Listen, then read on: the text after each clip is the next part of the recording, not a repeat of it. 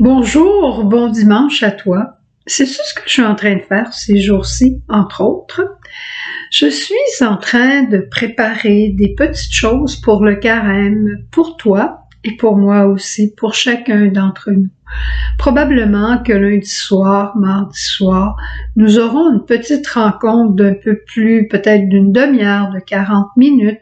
Elle sera en ligne à partir de lundi soir ou de mardi soir, chacune des deux rencontres.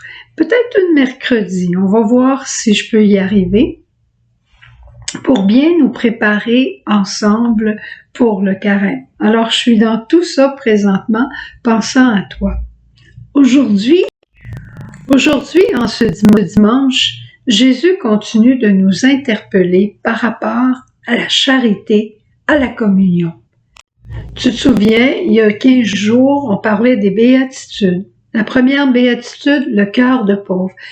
Quand on a le cœur de pauvre, on arrive à être miséricordieux, à être pacifique, à être doux.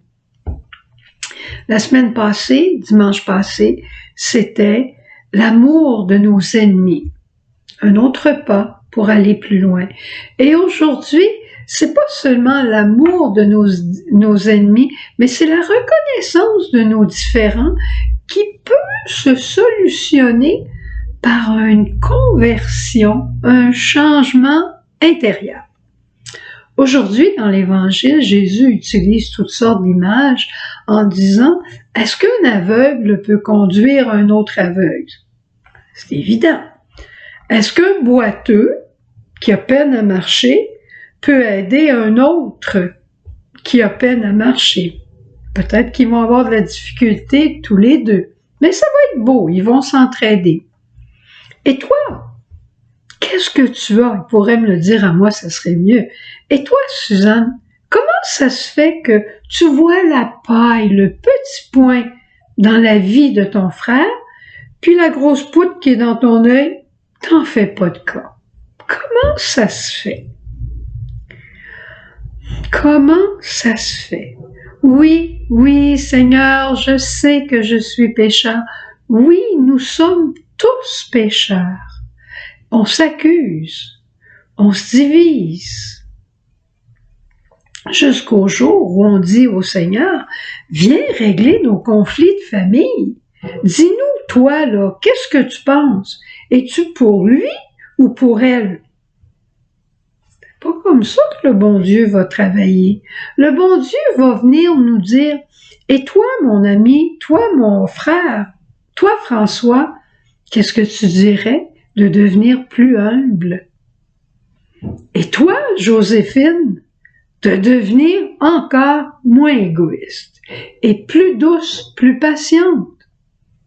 C'est à notre conversion, c'est ça l'appel que le Seigneur nous fait. Changez notre cœur, on va entendre ça mercredi décembre. Changez votre cœur et vivez selon l'Évangile. Vivez en complémentarité. Ça, c'est un mot qui est très populaire ici dans la famille. Vivre en complémentarité, vivre avec nos différends, mais chercher à les ajuster pour un plus grand bien. Je te raconte une expérience que j'ai vécue pas plus tard qu'aujourd'hui. Je devais faire le décor pour le carême. Il y a 2 ans passés, j'étais à Capcha avec Myriam, c'était pas un problème, elle les faisait les décors, puis c'était magnifique.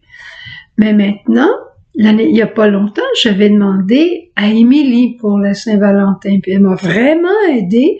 J'avais quelques idées, mais elle les a réalisées 20 fois mieux que ce que j'aurais pu espérer. Alors, j'ai dit, Émilie, je sais que tu as beaucoup de choses à faire, mais est-ce que tu peux venir m'aider? J'aurais vraiment besoin. Ben oui, dit certain, je vais être là. Demain matin à 10h, samedi matin à 10h, nous sommes au studio en train de préparer le décor pour le carême. Ça a l'air de rien, mais ça prend son temps. Et puis, j'ai appris beaucoup en travaillant avec Émilie. Elle est toute jeune, toute jolie, 30 ans. Mais elle a un talent artistique. Puis, elle a commencé par me dire, écoute comme c'est beau. Elle a commencé par me dire, qu'est-ce que tu penses, toi? Qu'est-ce que tu voudrais faire? J'ai dit, ben moi, je pense que j'aimerais avoir la banderole dans le milieu, la croix sur le côté, la Vierge Marie, puis un certain dépouillement. Ah, tu vois, c'est très bien.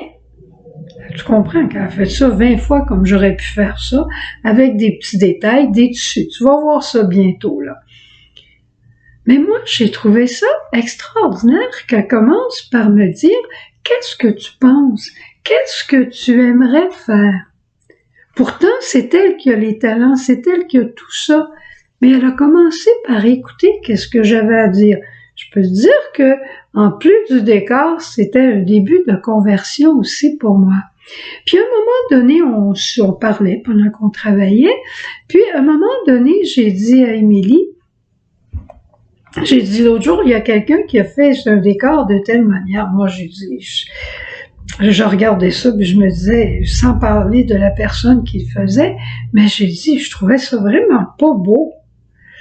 Puis là, elle me regarde, puis elle dit, c'est vrai qu'on a des styles différents, hein, mais tous les styles sont dans la nature, puis si la personne le fait, ça doit être vraiment parce qu'elle a trouvé ça beau. Mais on est différents. Oh.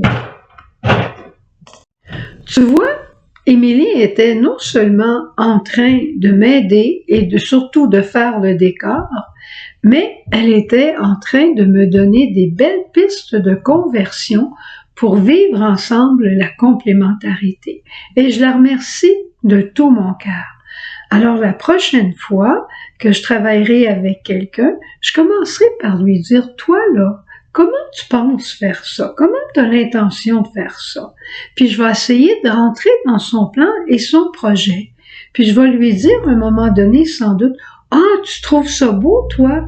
Ah oui, c'est vrai, c'est différent. Peut-être qu'elle va me dire, toi, qu'est-ce que tu penses? Peut-être qu'elle me le dira pas. Et est-ce que c'est si important que ça?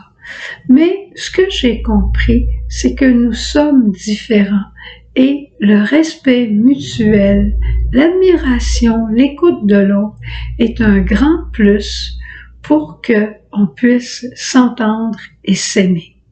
Voilà, c'était mon histoire du dimanche.